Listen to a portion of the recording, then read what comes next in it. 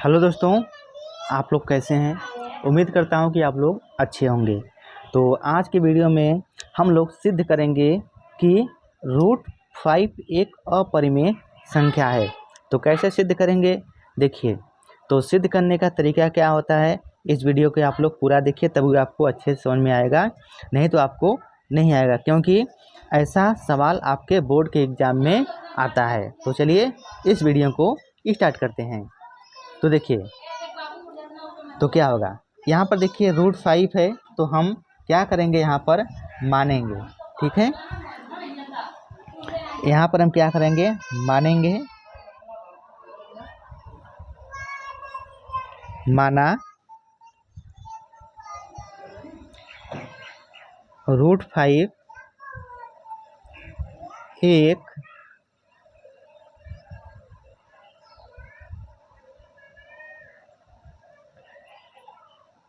एक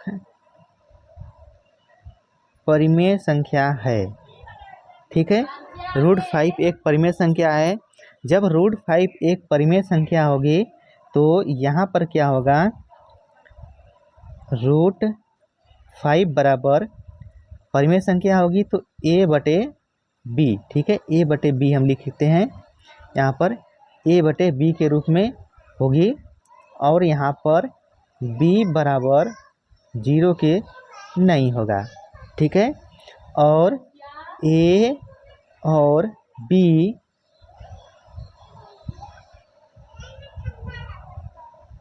सह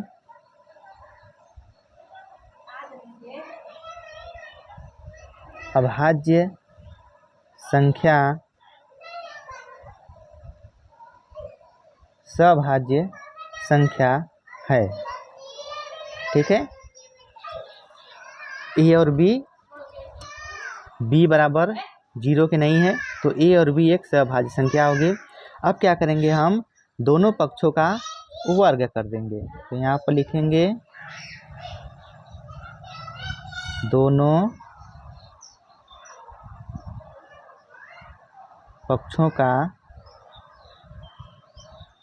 वर्ग करने पर, तो दोनों पक्षों का वर्ग करने पर, तो यहाँ पर क्या हो जाएगा, रूट 5 का वर्ग बटे a बटे b का वर्ग। ठीक, तो 5 का वर्ग क्या हो जाएगा, ये हो जाएगा 5, और इसका हो जाएगा a स्क्वायर बटे b स्क्वायर। अब इसके बाद हम इसको तिर्यक गुणा करते हैं यहाँ पर, तो ये हो जाएगा क्या, 5b स्क्वायर बराबर a स्क्वायर। ठीक है, तो अब यहाँ पर b स्क्वायर बराबर क्या हो जाएगा, a स्क्वायर। अब इनके बीच में गुणे का चिन्ह है, बराबर किधर आएगा तो भाग का चिन्ह हो जाएगा। ठीक है, अब देखिए यहाँ पर, अब इसको समझिए, a स्क्वायर अगर 5 से विभाज्य है, ठीक है, मान लेते हैं ये हमारा समीकरण नंबर 1 है। ठीक, a स्क्वायर अगर 5 से विभाज्य है तो a भी क्या होगा, 5 से विभाज्य होगा। कैसे, समझिए। जैसे देखिए यहाँ पर 25 है, ठीक है, 25 अगर मान लेते हैं 5 से विभाज्य है, 5 से कट रहा है, तो 25 किसका है, किसका वर्ग है, ये 5 का वर्ग है, तो 5 भी क्या होगा, 5 से कटेगा। जी हाँ दोस्तों, 5 से कटेगा इस तरह से। ठीक है, 5 से कम 5, तो यहाँ पर लिखेंगे a स्क्वायर 5 से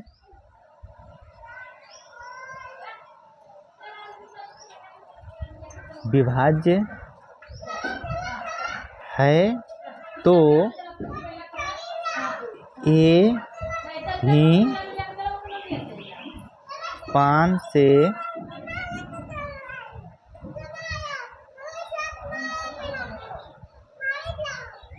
विभाज्य होगा।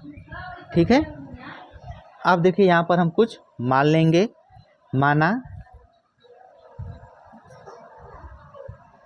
इसके बाद अगला स्टेप, माना यहाँ पर हम ए का मान मान लेंगे ए बराबर क्या होता है √5 सिद्ध करना है, तो यहाँ पर 5m या 5b 5c कुछ भी आप मान सकते हैं, तो यहाँ पर 5m मान लेते हैं।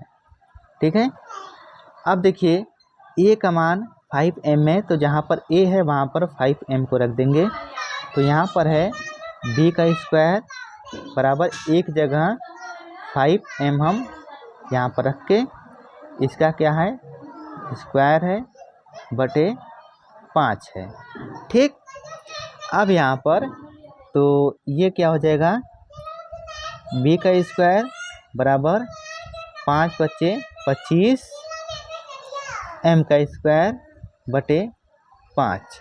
अब इसको हम काट देंगे, देखिए 5 से ये 5 कटेगा, 5 × 25, तो यहाँ पर क्या हो जाएगा b का स्क्वायर बराबर 5m स्क्वायर। अब आपको याद रखना है, ठीक है, b स्क्वायर बराबर 5m स्क्वायर।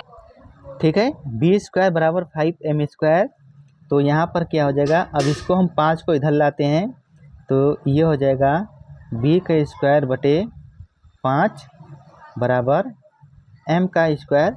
अब इसको हम सही तरीके से लिख लेते हैं, तो ये हो जाएगा m का स्क्वायर बराबर b का स्क्वायर बटे 5। ठीक, अब देखिए यहाँ पर भी वही तरीका है, अगर b स्क्वायर 5 से विभाज्य है तो b भी क्या होगा 5 से विभाज्य होगा, तो यहाँ पर लिखेंगे b स्क्वायर अगर 5 से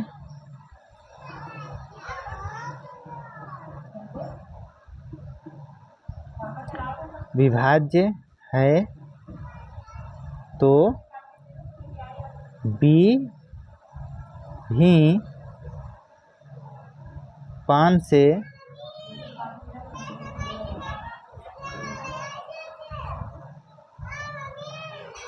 विभाज्य होगा। ठीक है, ये भी क्या होगा 5 से विभाज्य होगा। तो अब देखिए इसके बाद हम क्या करते हैं, तो यहाँ पर देखिए दोनों में, तो दोनों में क्या है a स्क्वायर में भी 5 से विभाज्य हुआ और b स्क्वायर भी 5 से विभाज्य हो गया। ठीक है, तो यहाँ पर a और b का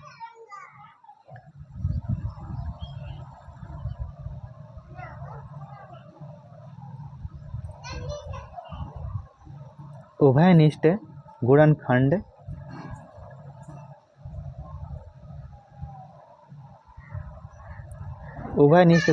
क्या है 5 है।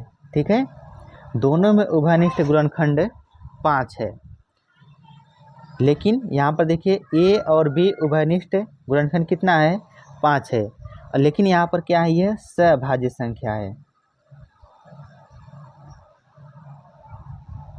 अतः a और b एक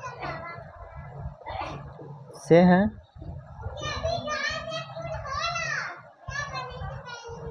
अभाज्य संख्या है। ठीक है, a और b एक सहभाज्य संख्या है, हमने क्या है शुरू मान लिया है, तो यहाँ पर देखिए सहभाज्य संख्या बता रहा है, लेकिन यहाँ पर उसका गुणनखंड उभयनिष्ठ गुणनखंड 5 है, तो हमारा जो अवधारणा है वह बिल्कुल क्या है उल्टा आ रहा है। ठीक है, तो इसका मतलब क्या हुआ,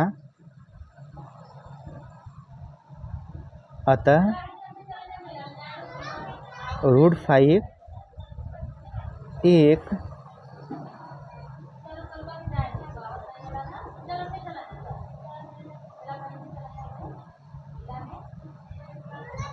अपरिमेय संख्या है। ठीक है, ये हमको सिद्ध करना है कि अतः √5 एक अपरिमेय संख्या है। तो इस तरह से हम सिद्ध कर चुके हैं कि √5 एक अपरिमेय संख्या है।